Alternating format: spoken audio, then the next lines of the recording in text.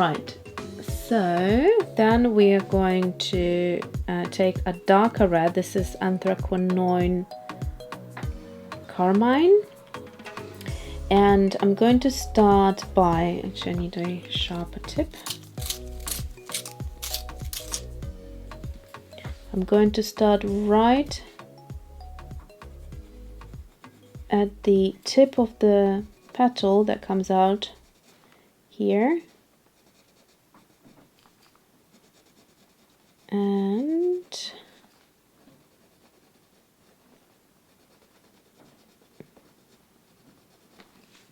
we'll do the blending later. I'm just first adding the color.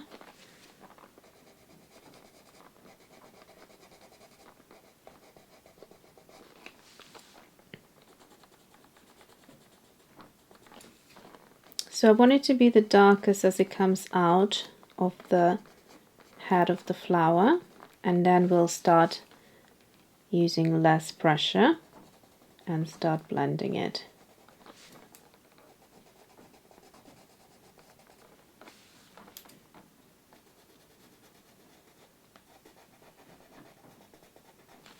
Like so. And then with lighter pressure, just going to move out the color a bit more this way.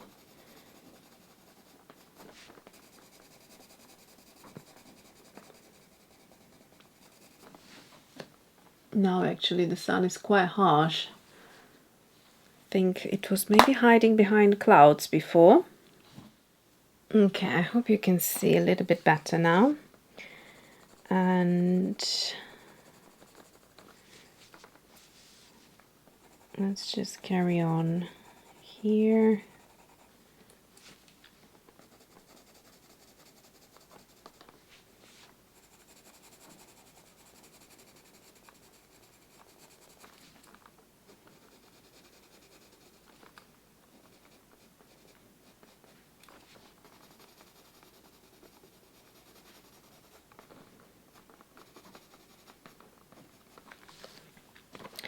I would also layer a bit of this darker color just on the tips, similar to what I've done here, but this time with a bit of color, like so.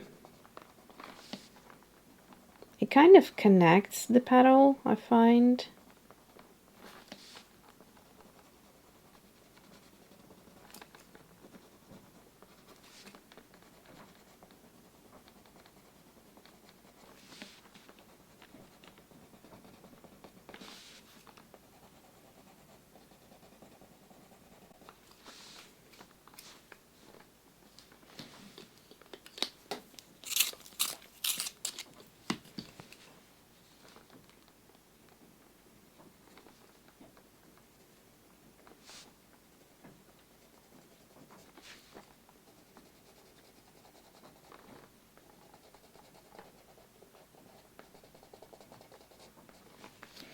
Okay, now we'll take my white pink, or pink white, and try to blend these two colors together like that.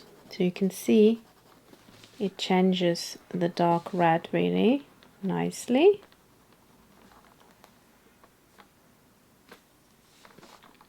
So I'll just bring it up to you so you can see a bit better. So basically, here, layered over this red, it creates this lovely pinky color. And then we're keeping this highlight right in the middle. But we're also blending in this color here, the peach pink.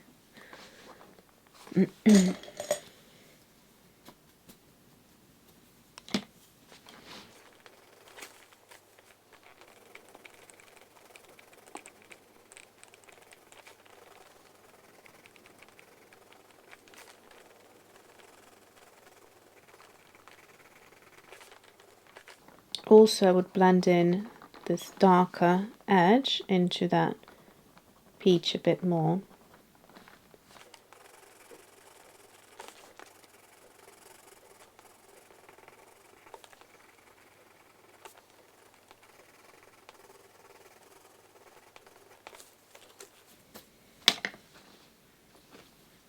I would also use the same color here and sort of blend in this brown to pull it more into the center and make it a bit more softer. So just like that.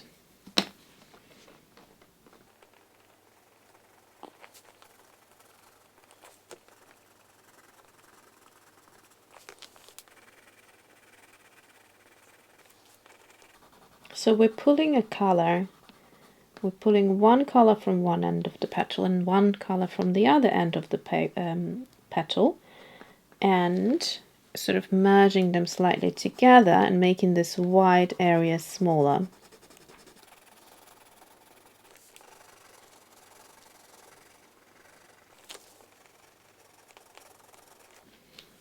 Okay, I think that's all right. Spend a lot more on it than I thought I would, but it's kind of minimal still. So we use the pencils as well. The next art supply I think I want to explore is the Rowney FW. When I say explore, I love using these inks. I'm fairly familiar with them, but I use them more for abstract art, and I haven't really used them like as a watercolor type of a medium in botanical art. So I want to just experiment a little bit, and I think this is what I'm gonna do. I will just now sketch out a slightly different angle, so maybe more like so. So this is the circle.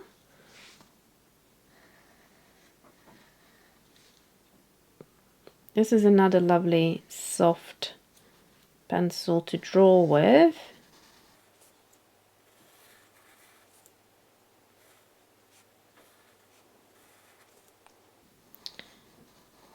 And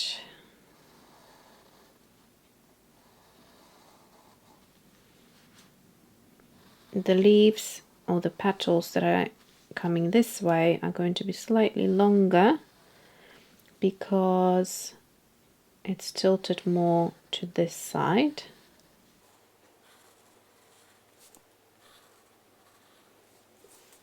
So something like that. What I'm going to do before I start is use my kneadable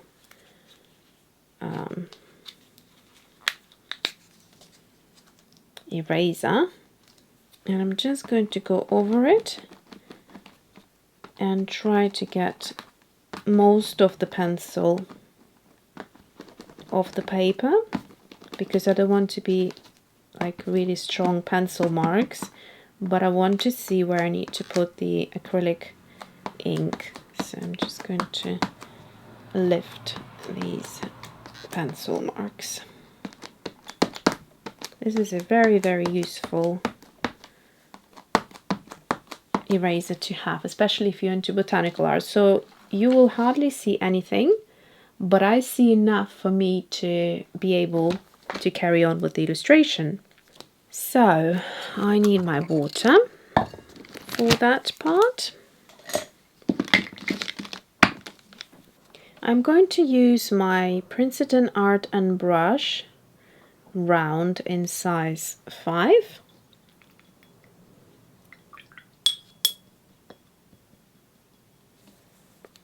And I think I'll start with the head. So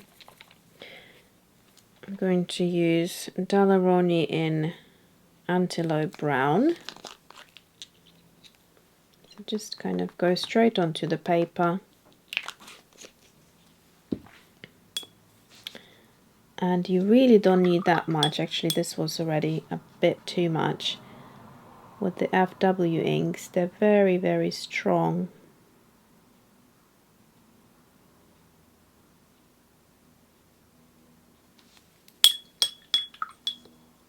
So it brings out that lovely bit of green from the ink, and it's a good match because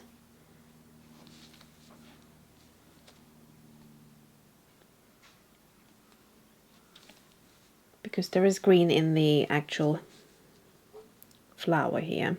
So I'm going to leave a bit of a highlight like so, and maybe add some more water in places. So for instance here I want it to be a bit darker, so I'm just going to fiddle around with the brush and then just add a bit of water like so. That will create lovely little blooms and things. Then we're going to go for our petals, and I'm going to keep it nice and simple here, just using 2 colors. So for that matter, I'm just going to grab. So keep in mind, this is an acrylic based ink, which means it will dry like acrylic and be permanent. So don't use your dishes or mixing dishes or things like that may struggle from it.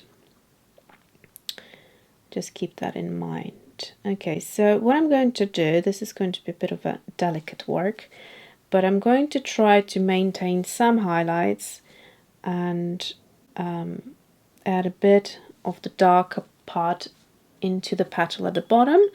And also I want to connect it right here, so like this, which then will lead into the pink and mix lovely effects. So this is now where playtime comes into mind.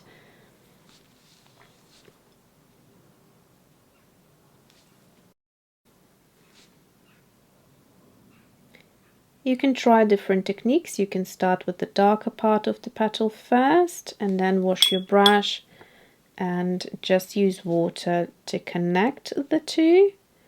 That way it might be more of a mild transition.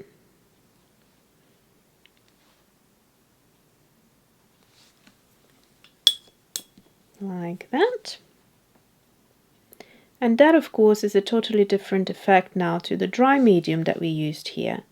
And it allows you to explore the same flower from different avenues, and it makes it so much more fun.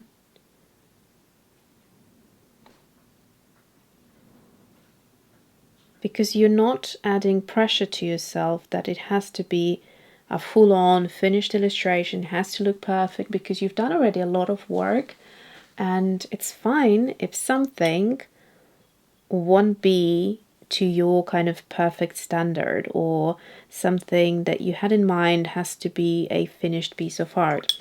These are in a way finished, but they're just smaller versions of a big finished project. So instead of just doing a really detailed one piece, you have done quite a few, detailed enough, yet explored different mediums. And it's inevitable that you will discover something you haven't done before, maybe a combination of art supplies that you haven't tried together before. And that is the very, very precious experience that you get from little plays like this. So here I'm careful not to touch the other petal, or I will be, and I will move to the petals next to it, wait till this is dried, and then I can work with this petal here. I can just make sure everything is aligned and looks neat, so that they really do look like they're overlapping. Okay, so now I'm just going to work a little bit faster here, because the ink is starting to dry on me, and that means that I won't be able to pull out much of this ink, so I'm just going to do a bit of that.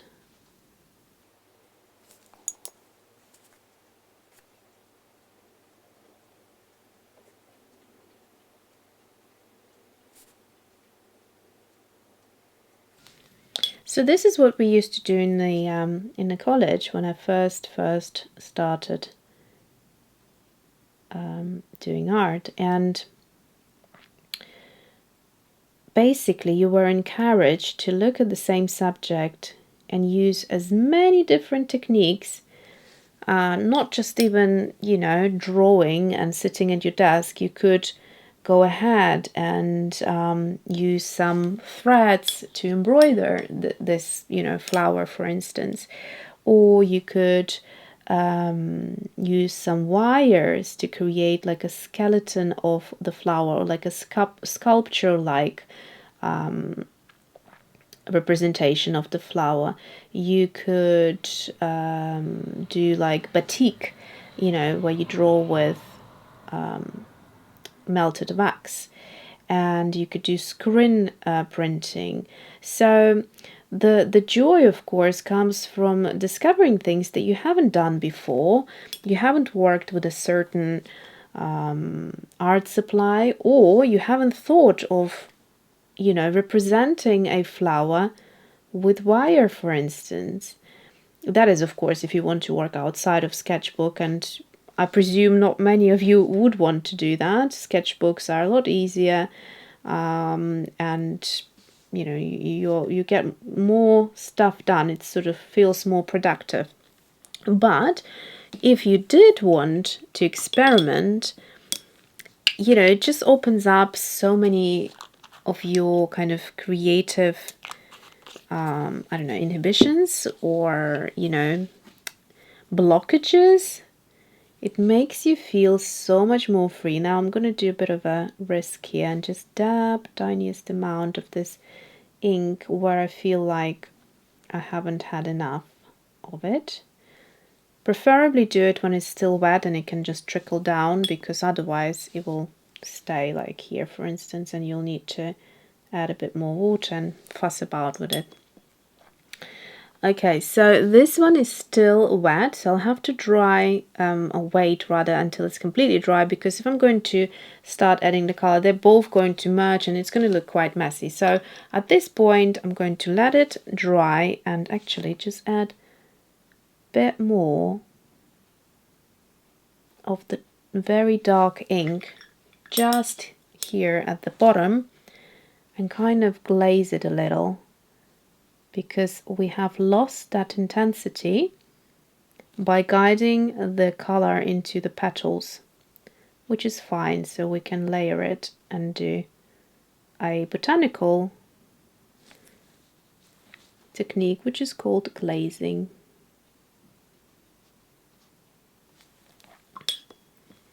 So like that, and then just softening the edges like so. I think I would want a little bit more here, and then water. That's it. Okay, so I will come back once it's all dried, and we're going to add a bit of that color into this petal here. But it's already looking so beautiful. Okay, it looks like there's a little edge here, which I can now start working on this petal.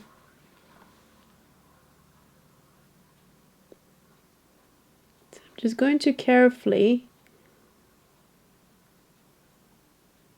maybe even avoid a little like this, just leaving a wide line there. And on the other side, I will just dab a little bit of the darker color, the green, the brown green rather. Oh, what have I done now? I've gone to the other. Okay, the sun is confusing me, so I've gone now onto the wrong petal, but never mind, I can just pull out this color slightly, and that's fine. I was going to go onto this one here and use some water to make the color flow like that, and then connect the two like so, leaving some highlights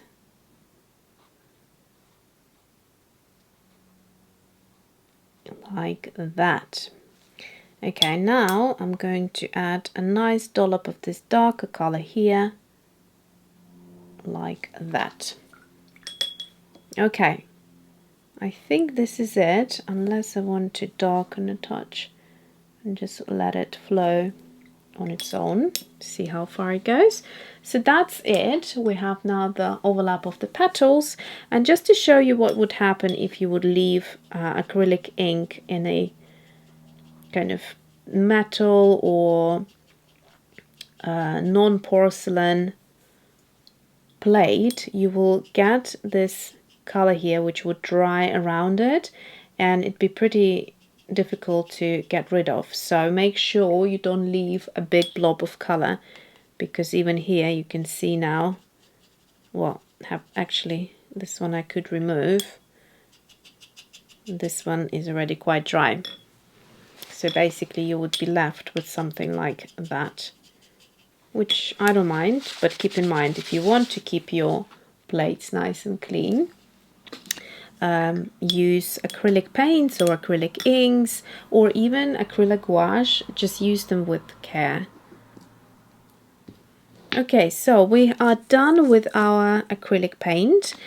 Now I've got still a few options, so I definitely want to try gouache.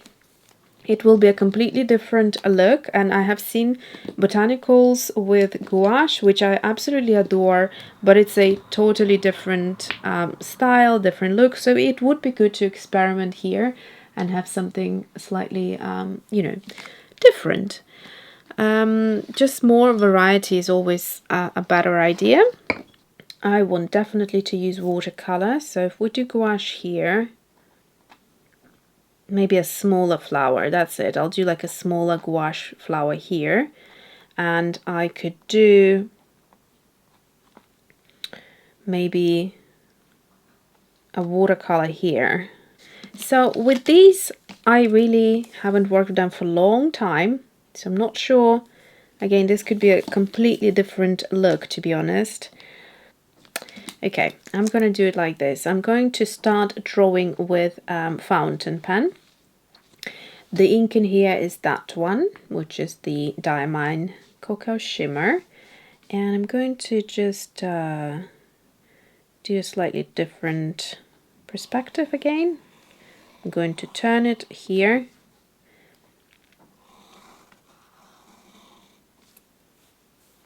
So the gold will come out in different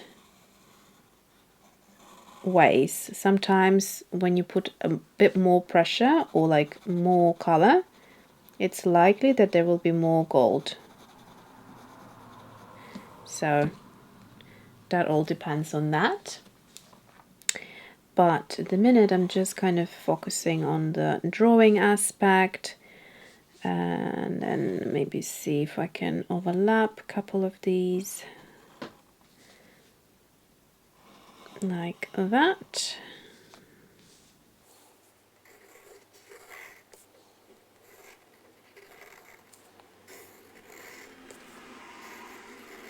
Okay, so I think this should be enough.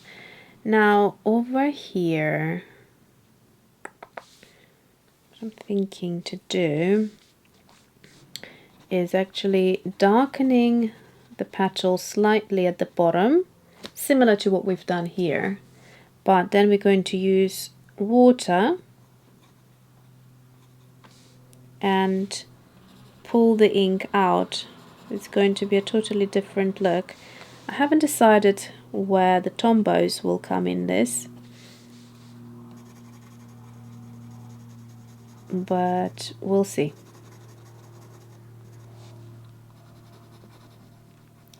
Just haphazardly adding a little bit of color just right at the bottom of the petal.